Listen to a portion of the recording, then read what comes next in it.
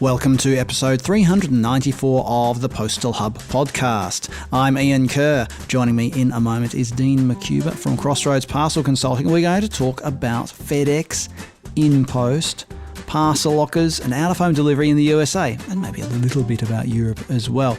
So, well, look, enough of my chitter-chatter here. Let's get straight into it.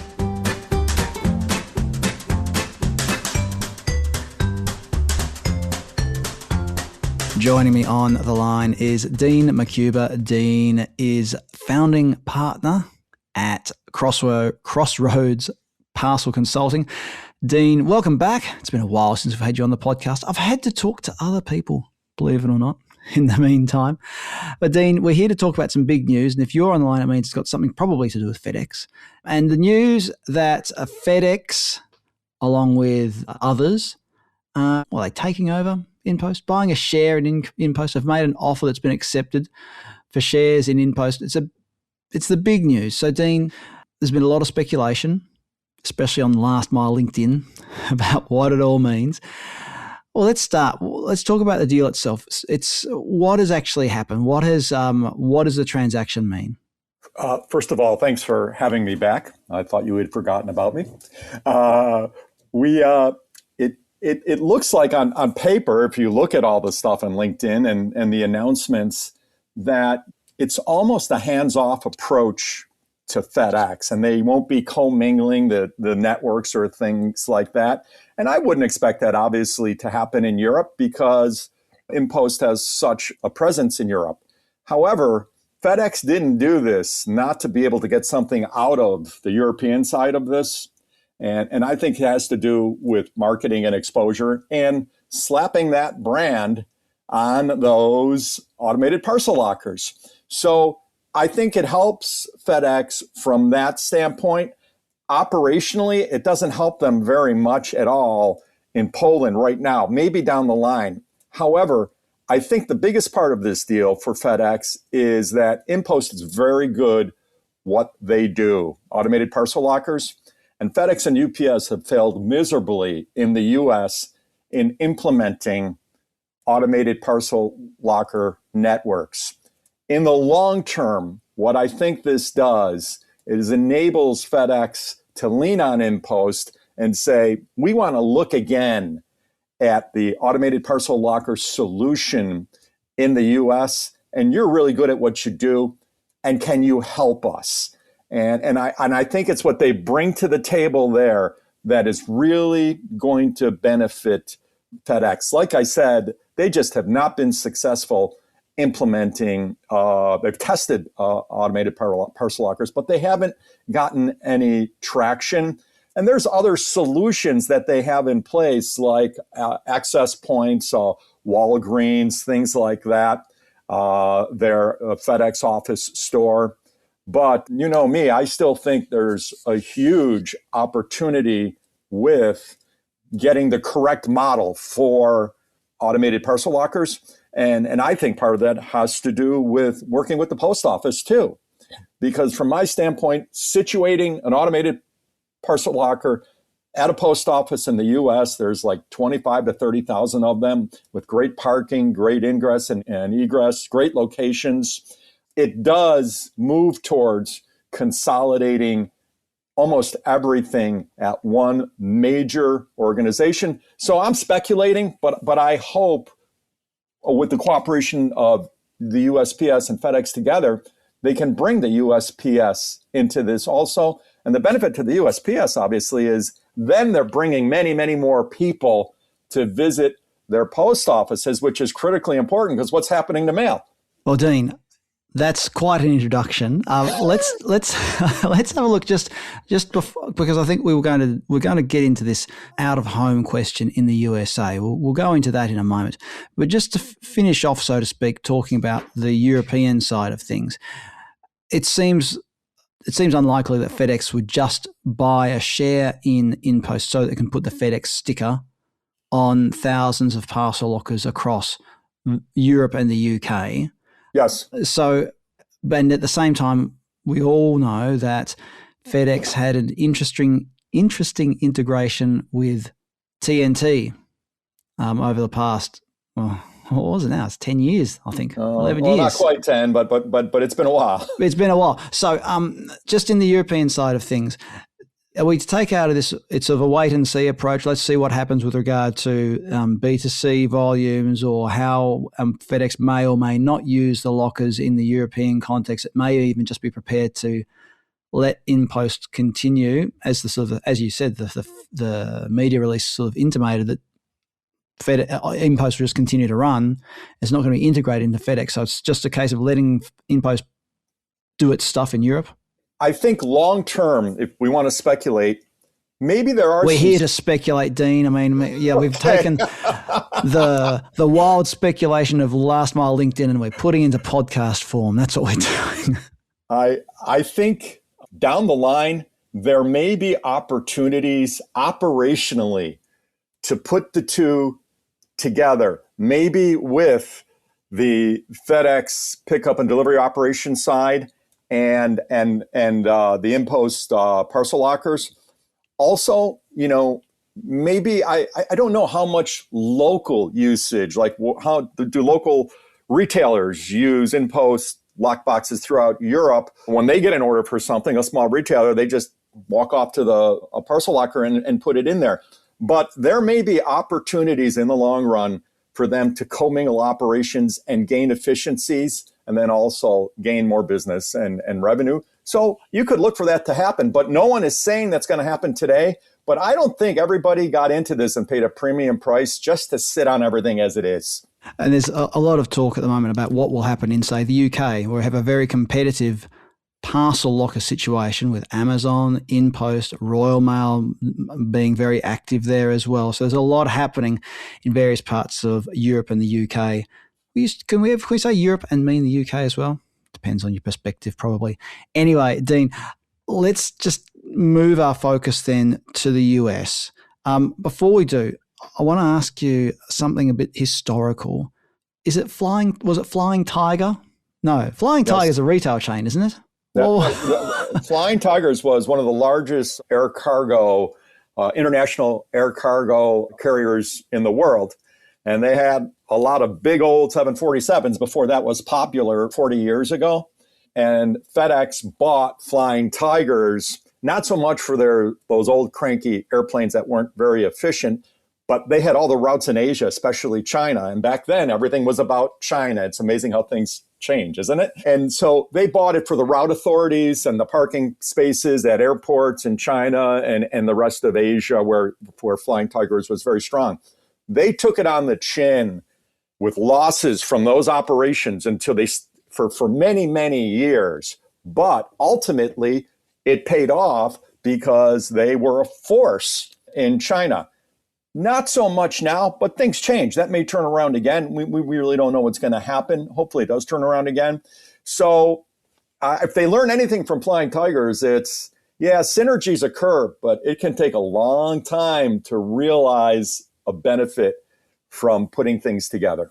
Now, you mentioned that there's not been a lot of success for parcel locker networks in the USA, and there's been plenty of conjecture as to why that might be, whether it's lack of lockers on the ground, user preference, shopper preferences for delivery, the way that Amazon has approached some delivery as well, delivery into the garage, delivery behind the door, and all that sort of innovation.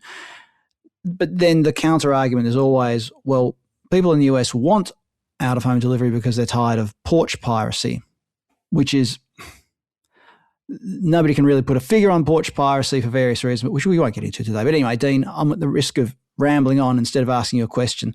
So let's get into this then. What could InPost bring to the table when it comes to helping FedEx create a viable out-of-home and in particular parcel locker offering for Americans? Dedicated product knowledge. And what FedEx did is they didn't go to outside experts to say, when we test parcel lockers in the US, what's been successful? They mismanaged it. And so did UPS for that matter. And anything they've tried when it comes to APLs has failed, whether the unit's costing way too much to manufacture. And back in the day, UPS and FedEx were notorious for overpaying for things because they were just rolling in the cash. So I really do think that what they bring to the table is expertise, like I said previously, to help them move in the right direction. The other thing is, I think how you implement a program, I don't think you do it nationally, because think about implementing something like that. If they were going to somehow get into it in a big, big way and not just put 30 or 40 test units out there in one or two markets, it would cost a lot of money. What I think they have to do is start in the largest markets if they choose to do it. Lean on InPost for their knowledge, especially when it comes to marketing and customer preferences, understanding those customer preferences and then leveraging capabilities. And then if they just focused on doing that one market at a time and not trying to turn it on overnight, I think they could be successful. And I'm going to give you an example why. FedEx right now is integrating their separate ground and express operations. An incredibly enormous task to do across the United States. It's going very slowly. And that's okay, because they're doing it right. And they knew they couldn't flip the switch overnight. So they're doing it on a market by market basis. That makes sense. And if I was them, I would use InPost's expertise and then just select specific markets and start it market to market.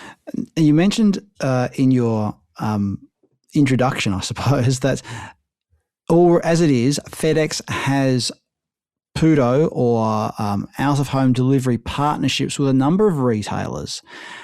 That's covering not just drop-off, it's covering pickup, it's drop-off, so it's returns, it's e-commerce parcel deliveries, it's all of that. And you'll mention the retailers in a moment. Is there the possibility of integrating or putting parcel lockers near these outlets, or is that a fool's errand and really a partnership with the US Postal Service would be a far preferable option here? Yeah, I think that the Postal Service is the way to go. Walgreens, CVS for UPS, and there's many others.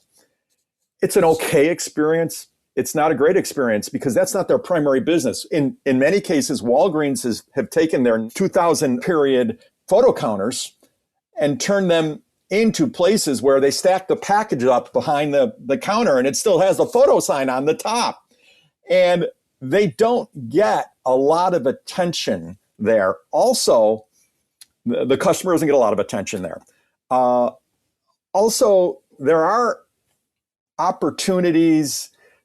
It was always said that the way UPS and FedEx sold access points was, we're going to send you customers and they're going to do crossover purchasing and you're going to get rich making tons of money, because when they come in to pick up a FedEx package or tender a return, they're going to buy 6 or 7 items. It doesn't happen that way. And so I don't think there's a whole lot of interest in that from the retail side. They're not going to abandon it. And then the last component here is they're closing a lot of retail pharmacies, drugstores across the U.S. In my market here in Buffalo, New York, Rite Aid just went out of business, and there were 75 in my market that were closed. You go to Walgreens now, and there's lines everywhere because nothing replaced them. And I don't know that they get great customer service at a Walgreens. However, there's going to be a question about the priority, though, as well. Though, if you're a customer coming in to pick up a parcel versus a customer going to spend $100 on pharmaceuticals, or what do they call them now, the non-prescription pharmaceuticals, there's a pretty clear distinction in what the priority is going to be, right? Especially that's right. If that competition in the market has diminished because of the closure of Rite Aid, and we're also looking at just recently, Amazon Pharmacy is going to be available in more and more metropolitan areas in the USA. So there's heaps of competition there. So anyway, Dean, I'm answering the question instead of letting you talk. Go on. But I do want to say one thing. I think it has to do with consumer education. And I think, look, the Americans are a little slower than the Europeans. Don't cut that out, okay? I'll leave that in. That's going to be in the teaser. And we haven't picked up on embracing automation technologies as well, in my opinion. And there's room for that to happen. And I think it will happen. And I think the transaction that an automated parcel locker, once you figure out how to use it, is cleaner than going to a retail access point. But then a retail access, there are various other, we could have a whole conversation about the relative merits of collecting from a retail location, whether it's a PUDO or a post office, versus a parcel locker. And a key part of this, though, Dean, is always going to be 24-hour access. So the proponents of parcel lockers will always point out that there's 24-hour access. I often say, do I want to collect a parcel at 3 a.m. from that location? Is it really 24-hour access? Anyway, that's beside the point, perhaps. There's something specific to the U.S. market. And, the perception of crime and safety in America is totally different than in Europe. I'm not saying we live in fear, but we know we have fairly high crime rates. No, here in America, people aren't going to go to a parcel locker at 10 o'clock at night unless they can feel somewhat secured. And again, that's why I like the post office, because people do go to the post office because they do feel secure at our post office because they're brightly lit. There's usually someplace inside where you can go even when it's closed and things like that. Is that something they have to overcome? Yes. And I think the skill of and expertise of InPost can help them overcome those barriers to success. You just mentioned the US Postal Network, US Post Office Network, I should say. There are a number of the official post offices that have a FOIA area, for example. So you could potentially set that up like a bank FOIA. Amazon, for example, has parcel lockers in bank FOIAs in Australia. You can access that. It's secure, or secure enough. So it's also accessible around the clock. That might be a way of approaching it. But I think the bigger question in this case will be about partnerships. And this somehow relates back to what's happening at the moment with the USPS doing its, I want to say, reverse auction. How granting access to the last mile again.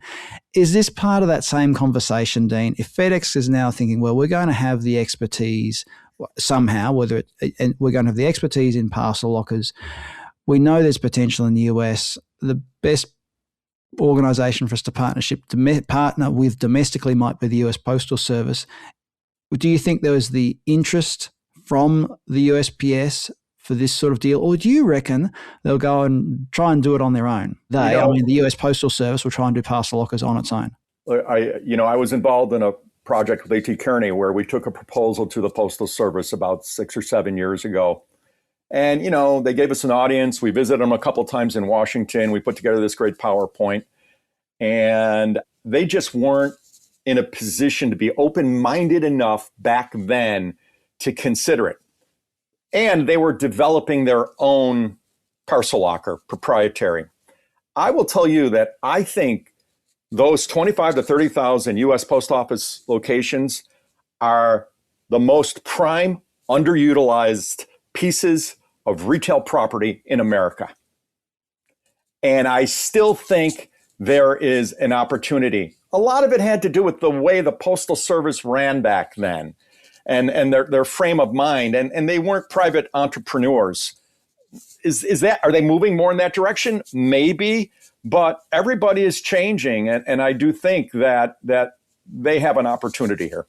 Now, we've sort of come a long way from the news about FedEx taking a share in InPost and everything that goes along with that to really having a bit of a, please forgive me, everybody, for saying this, a bit of a deep dive into parcel lockers in the US. Dean, is there anything else that's at play here when it comes to parcel lockers in the USA that we need to consider? You've mentioned the perception of crime. We've not really talked about something like the US lifestyle. Now, just recently I spoke with Julia Lockman from Omnic, and she said that lifestyle has a lot to do with parcel locker success. So you have to understand the lifestyle of your customer. Outside the US, we perceive the US as being a very car-dependent society, that there's not a lot of walking to the shop. There's a lot of driving to the shop. So does this sort of, how should this influence the thinking about parcel lockers in the USA? I think that it needs to be evaluated. Those are behaviors, and they're so hard to change, right? And those things that you laid out are all absolutely correct. And I don't exactly have the answer there, but I think it's going to be something more than the U.S. consumer, being very car focused and not our population not being as dense as Europe. And we don't have rapid transit as nearly as much as you do. And our people aren't used to walking to and from a transit station with a parcel in their hand. And that might be viewed as being inconvenient. Those are serious barriers to overcome. But there's a bigger barrier that I think that is going to drive that. And that's the additional cost that the carriers are adding to residential delivery for an e-commerce shipment and rural delivery. If you and rural delivery today, they're moving the goalposts, the carriers. They're getting closer and closer to the center city and classifying it as a rural delivery, a rural zip code. Today, it can cost you $12 to send an $8 widget bought online just in residential and rural fees. That's just the surcharges, and more can apply. That's going to absolutely affect the free shipping opportunity here in the US, because the merchants are saying free shipping is sort of going away unless you make a $50 purchase or something like that. So I see a day where the way you can market that parcel locker is to both the merchants and the consumer is, hey, you can save, and some of these are discounted, so it's not $12 for everyone if they have both surcharges that apply. But there's an opportunity there to save a lot of money, and maybe free shipping only becomes attached to going to an access point or a parcel locker. And I thought it would happen sooner. It didn't. But the way UPS and FedEx are raising these surcharges, there's got to be a way to lower the cost of the transaction so the e-commerce merchant can still offer it for sale at a very affordable price. That could be something that could drive it. Is this really about UPS and FedEx not being able to achieve delivery density in those B2C e-commerce deliveries? Absolutely. It is. Before the explosion of e-commerce, let's say 15 years ago, okay? I mean, UPS and FedEx didn't know what to do with the money they were making. And one thing that people don't talk about is one of the reasons was they didn't have a lot of residential deliveries that are ugly. They're far apart from each other. There's no density. It's at a lower rate. They're not priority packages. They're ground or deferred ground packages. So they made a lot of money, UPS and FedEx, because they had multi-piece stops, mostly at businesses, that yielded them a high amount of money. UPS and FedEx don't regularly share what their residential piece per stop is. And that's critical to profitability. It's horrible for the residential delivery. I just gauge it in a not very scientific way is when I get packages from a driver, do I get 2 or 3 or do I usually get 1? I get 1. When you go to a business for delivery, you're getting 2 or 3. Imagine how much more profitable the transaction is for the carriers when it's a business delivery and it's not a residential delivery. Well, what is actually potentially happening, or the opportunity here, is for that APL to become a business stop. And instead of making one stop, one package, and there's multiple packages at that stop. So it's a real opportunity to become more profitable. And, you probably know this. You see it. We sort of read the same things, even though we live in different parts of the world. I mostly read comics, but go on, Dean. And UPS and FedEx are running away from residential delivery. They're only keeping the best of the best. And they could potentially start growing that again if we can consolidate those stops. A lot of those ugly residential one package stops at a parcel locker, that's where the advantage is. And when you were talking about a lot of these residential deliveries, Dean, the typical American home is a single family home, isn't it? as opposed to a multi-residential building. So you're right. But can I tell you something? It's amazing how quickly that's changing in America because of the cost of housing right now and how it's going up. And more in any kind of medium to large size markets, you're just seeing large numbers of multi-story apartment buildings going up. So are we still primarily a single unit household? Yeah, it's changing a little bit, but it's still going to be an unfavorable stop. With the advent of these many more apartment buildings, multi-unit apartment buildings, that lends itself to the automated parcel locker. So I really think it does. So that could also. And the question then always is, of course, and pardon me for cutting in. Sure. Who will pay for it? And that's the reason why I've seen all this discussion about the residential parcel locker, as in if you got your suburban home, having a secure locker for you in your suburban home to receive your parcels. It does away with, and we've talked about this before, Dean, does away with porch piracy. It means that you can accept deliveries around the clock and all those sorts of things. There's that, but who pays for it? There are the apartment block parcel lockers. You might install them in the ground floor, in the foyer, wherever it might be. Who pays for it? And that is, it really is the big question, isn't it? In parcel lockers, when it comes to the residential parcel locker, who pays for it? As opposed to the carrier saying, we're going to pay for it, and then sorting everything else out, lease, power, internet, or whatever style of parcel locker it is. Anyway, I'm rambling again, Dean. We've almost run out of time. So have you got any final comments on this before we wrap up, Dean? It's just, I'm glad to be back and on the show. I hope you don't wait 2 years to do this again. Okay. Oh, no. And we still have an opportunity to grow automated parcel lockers in the U.S. I haven't given up on that, and I've been preaching that for a long time. If people want to find out more about Crossroads Parcel Consulting, I'll put a link in the episode page on thepostalhub.com, and you can also follow Dean on LinkedIn or whatever you want to do. You'll find out ways to get in contact with Dean, and maybe he'll tell you stories about the old days at FedEx or give you his vision for the future for out-of-home delivery. Dean Maciuba, founding partner at Crossroads Parcel Consulting, thank you very much for joining us on the Postal Hub podcast today. Thank you, Ian.